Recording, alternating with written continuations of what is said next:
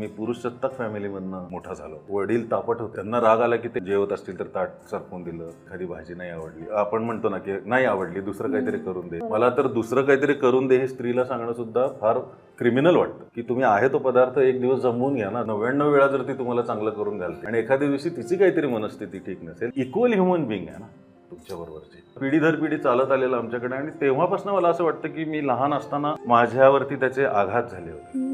बरेच वर्ष त्यामुळे माझं आणि माझ्या वडिलांचं नातं सुद्धा हे होतं, ज्याचा मला आता गिल्ट वाटतो. त्यांच्या ह्या वागण्याबद्दल मी समर्थन नाही करत, पण त्याच्याबरोबर मग बाकीचं सगळं सुद्धा त्यांच्याबरोबर जोडून घेणं राहून गेलं. एक वॉलच तयार झाली. मी माझ्या पद्धतीने यातनं उतराई व्हायला पाहिजे. रखुमाईसारखं गाणं आता होऊ दे ग उतराई जे आहे ना, की आम्ही पिढ्यानपिढ्या बायकांना इतकं आम्ही दूषित इतक्या त्या की त्यासाठी किमान आम्ही दिलगीर तरी असू शकतो. पुढची जेवढी वर्ष उरली तुम्ही त्यांच्याशी किमान चांगलं वागू तरी शकता.